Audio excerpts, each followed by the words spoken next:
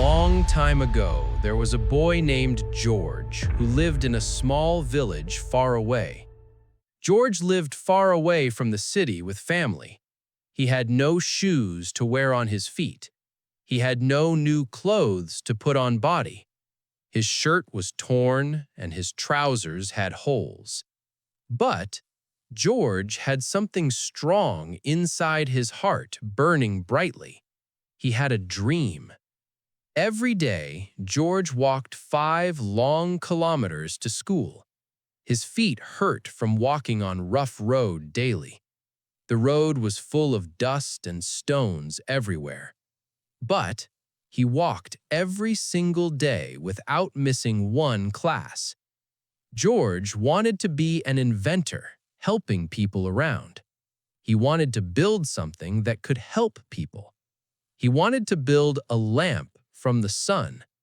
His mother sold sweet potatoes in the market daily, and their house was always dark at nighttime.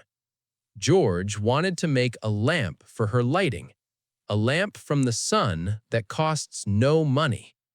He started to collect wires, broken radios, and old batteries from the trash thrown away by people around.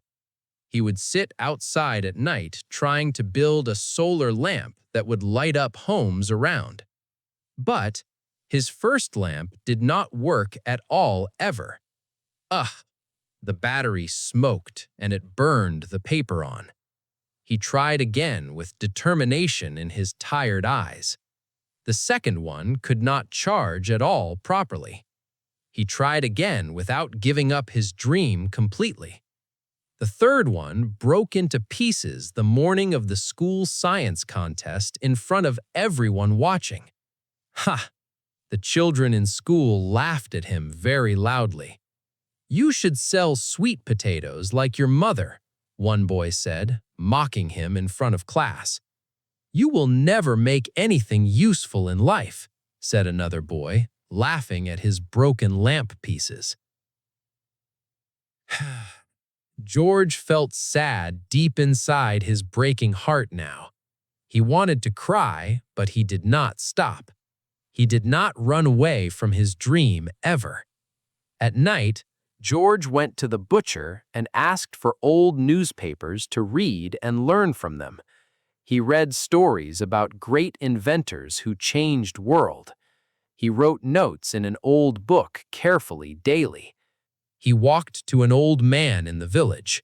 The old man was an electrician who knew wires. George asked questions about electricity and batteries and circuits. The man said, "You want to learn, don't you?" George nodded his head up and down, eagerly showing, "Yes, I want to help my mother very much." The old man smiled warmly at his determination shown. "Then don't stop trying no matter what happens ahead." George kept building without stopping for many days ahead. He used scrap parts and metal from broken fans. He ate little food, but he worked hard daily. His hands were always dirty from the wires touching. His eyes were tired, but his heart was full of fire that would not die out ever. Then one day, something changed in George's life completely. The school head teacher came into the class and said loudly to all the students sitting in room, "Children, listen carefully to what I'm about to say. A rich merchant is coming to our school soon. His company is giving a big prize to winner. They want to find young inventors with good ideas." Wow! The class became loud and everyone started talking excitedly. "A rich man?" one girl asked with wide eyes. "Yes," said the teacher with a serious face now. "And he will pick the best idea from all."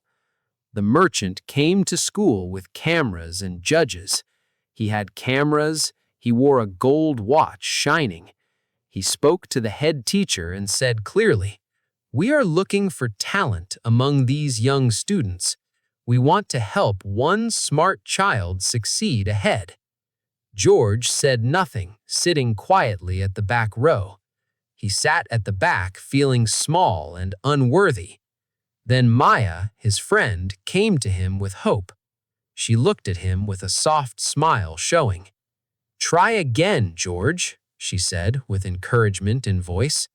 "This is your time to show everyone your work." George looked down at his hands with small cuts. They were full of small cuts from wire work. His nails were dirty, but he knew he must. He knew he must try one more time today. That night, George worked again with all his energy. He took all the broken wires, the old glass, the battery that never worked before at all properly.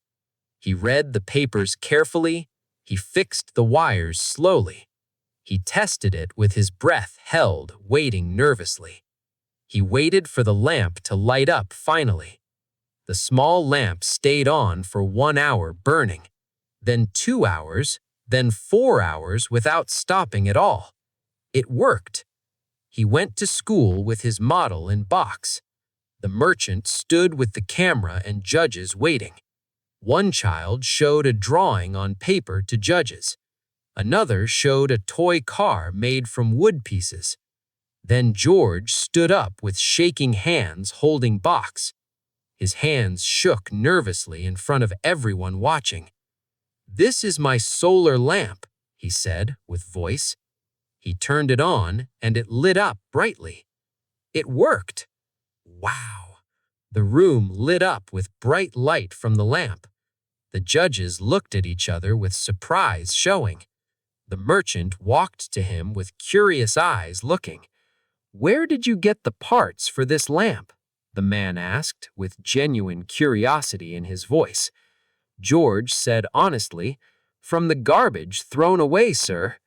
The merchant was quiet for a long moment thinking. Then he smiled widely at George standing there nervously.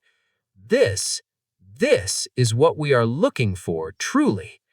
Finally, George won the prize. A big newspaper wrote about him the next day. A poor boy who built a light from trash. The merchant's company gave him a scholarship to go to a big school in the city far away. And best of all, George's small solar lamp was now used in many homes in the village lighting. Children could read at night without darkness blocking them. Old mothers could cook in light without struggling anymore. And George, he kept building more and more things. In our lives, you will see that many people fall once or twice or even 3 times trying. They try something new and fail at it badly. People laugh at them publicly in front of others. People tell them to stop and give up trying. But the winners in life are not the people who never fall down or make mistakes along the way. The winners are the people who get up every time they fall down without staying on the ground. Maybe you have started something and it did not work out the way you had hoped before.